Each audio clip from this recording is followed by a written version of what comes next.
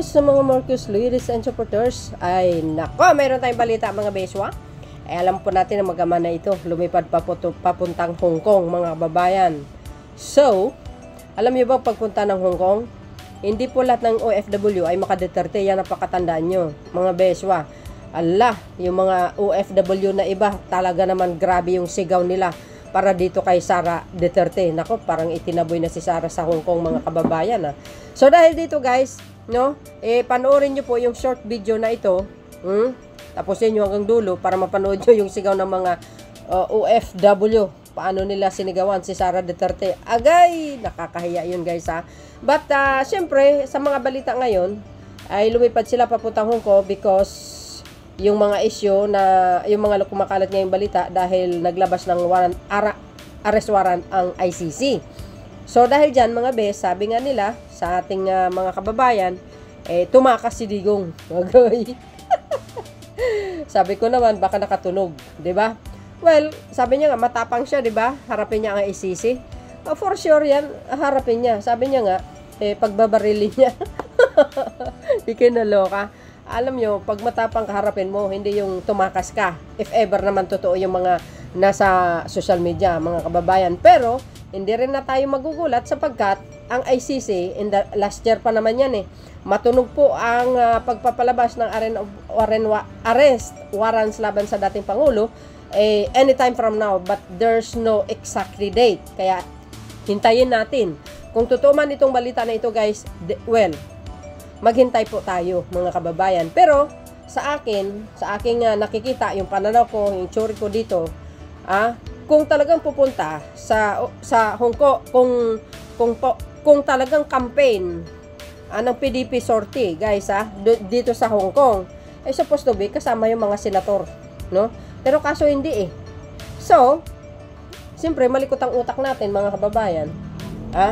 Well, bukod pa dyan, baka ginawang sangkalan lang ang pagpunta sa Hong Kong, itong mag-ama na ito, na para dumalo dito sa campaign ng PDP.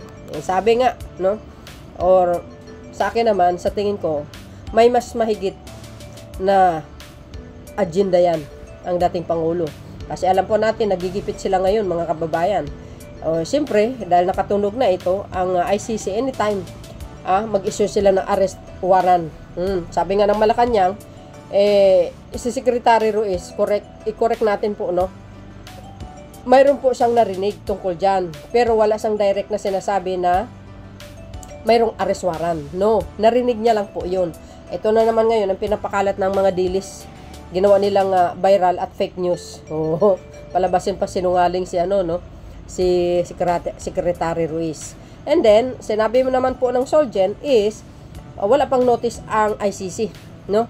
Na mayroong arrest warrant laban sa dating Pangulo. So, dahil dito mga kababayan, no? Totoo man o to hindi, basta hintayin po natin. Pero matunog po yan, mga kababayan. Anytime from now. Pag lumabas na po yung Arantabares, sigurado po yan.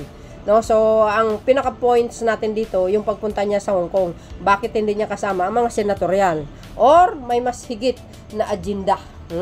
Kung ito'y uuwi pa sa Pilipinas si dating Pangulong Digong, okay lang, mga kababayan. Ibig sabihin, yun lang talaga siguro ang punta niya or mayroong pang mas malalim. Kaya makipagkita siya sa membro ng Triad Communist Party na malaking organisasyon 'di ba? Membro si si Pulong. Yun po ang nakita natin. Sinabi rin ni Mr. Las Cañas po 'yan. So maaring nakausap niya o humingi siya ng tulong kay Chichi. 'Di ba? Dahil gipit na sila no? Nalalagay na sila sa alanganin. Siyempre guys, no, mai-impeach na yung anak niya Malakas kayang ebidensya. Kahit saan ang gulo guys, napakalakas ang ebidensya laban sa mag-ama na ito, no? So, hindi natin nakalaan mangyayari sa kanila na ang ganitong klaseng issue, mga kababayan. So, wait natin po yan, no? Ang arrest warrant ng ICC. May updates naman po natin yan, mga kababayan. So, ang pinaka-highlight dito, mga kababayan, di na ba nagpunta sila ng Hong Kong? Ay, nako, guys. Lumabas ang mga OFW. Except lang yung mga makaduterte. Nako, yung sigaw nila, mga bes. Pakinggan nyo ito para kompleto, detalyado. Eto na. Don't forget to like, guys. hit the button bell para lagi kayo update sa aking mga upload videos. Follow me. Eto na.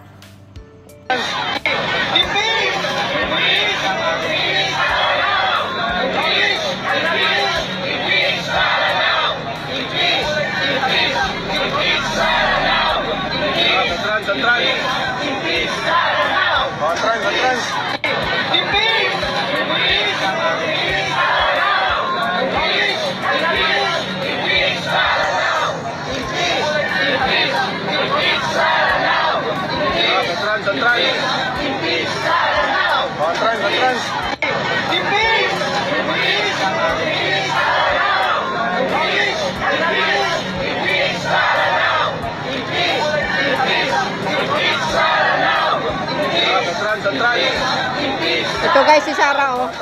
Ayan oh, ito na si Sarah. Ayan oh. Ayan si Sarah oh.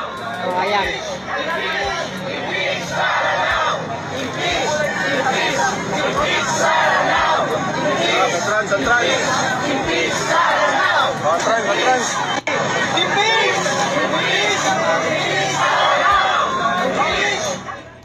Oh, ano ngayon? Shout out sa mga DDS. Ang akala nyo yung buong OFW, sabi nyo, suportado ang mga Duterte. Ayan na, doon po kayo nagkamali. Oh, nakikita nyo, naririnig nyo. Sasabihin nyo edit. Ipakita nyo sa export kung edit ito. Kinuha ko dito kaya Kabayan Alicia. Courtesy po to ni Madam Alicia. Kilala nyo yan. Pro-government vlogger at political content creator, mga kasama namin mga yan. Oh, ngayon, nakikita nyo dito.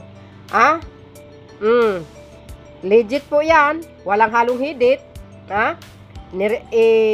Nirecord natin para ma-inform ang taong bayan na hindi po lahat po ng OFW ay kakampi sa mga Duterte. Oh, anong sigaw?